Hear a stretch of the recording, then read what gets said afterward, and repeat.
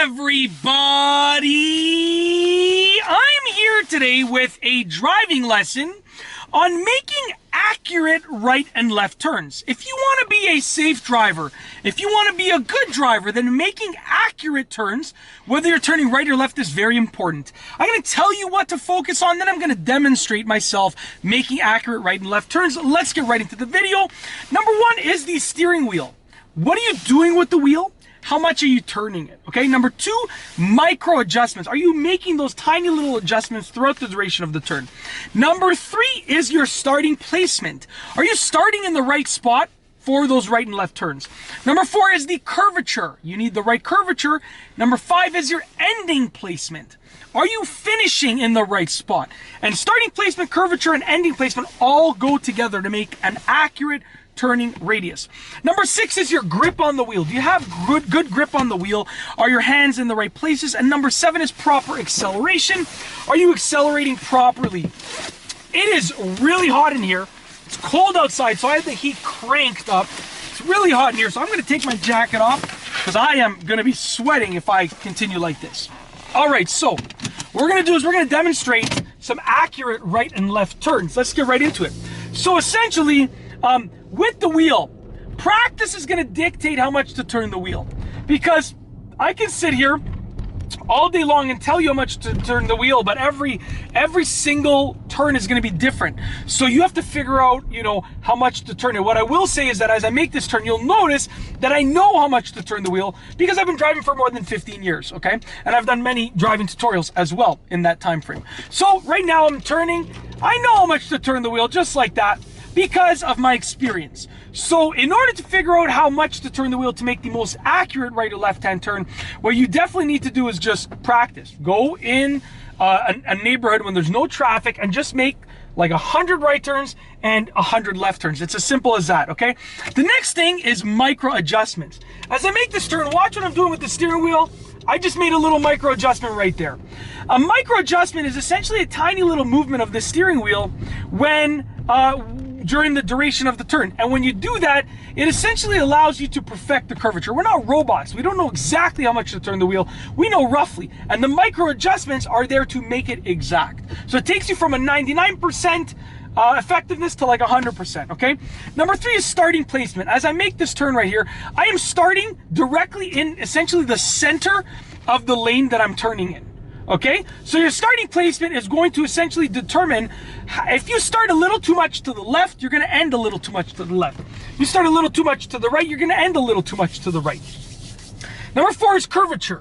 As I am turning right now, okay, I'm starting in the center of the lane. As I make this turn, I'm going to remain roughly in the center of the curve that I'm creating. You don't want to be too far on the outside of the turn. You don't want to be too far on the inside of the turn. So essentially, the curvature, you want to be centered at the beginning, and you want to be centered throughout the curvature of the turn, okay? Number five is going to be ending placement. So you want to end roughly centered in the lane as well. So watch this. As I make this turn, I'm bringing all of this together, okay? As I make this turn, signaling, doing my safety checks, coming to complete stop, okay? I'm starting in the middle of the lane. As I do the turn, as I make the turn, I'm gripping the wheel, making my micro adjustments, turning in the center, and now I'm ending in the center of the lane. So your ending placement is just as important, but essentially your ending placement is automatically determined from your starting placement combined with your curvature, okay? Number six is going to be the grip on the wheel. And I actually have not been doing a great job during this tutorial for demonstrating proper grip because I've been doing a lot of one-handed steering, which is fine. I used to have a manual car. I had to shift gears as I was turning. But when you're driving an automatic car, you should be driving with two hands on the wheel. And when you're turning, some people like to use hand-over-hand steering. Some people like to use shuffle steering. Some people like to use one-handed steering. At the end of the day, you got to do what's comfortable for you. But also, the main thing is that your hands are placed nice and balanced on the wheel. Okay? As you can see there with that turn, if I started the turn with my hands like this, it would not go well. Or like this, it would not go well. No matter what steering method you're using, you want to essentially keep your hands balanced on the wheel. That is absolutely, unbelievably important. It is so important, okay? As you can see there, my hands are nice and balanced on the wheel. Last but not least, after grip on the wheel is proper acceleration. There is a little trick to this, okay? I'm gonna give you two scenarios. One, if there is a stop sign. One, if there is not a stop sign. So essentially, as I'm pulling up to the stop sign, when you're starting a turn with the stop sign, so starting from a complete stop, okay? Even if there isn't a stop sign and you have to stop to yield to someone, when you're starting from a stop, essentially you want to accelerate, and then a fraction of a second later, you want to start turning the wheel. So check this out. Accelerate, turn. Just like that.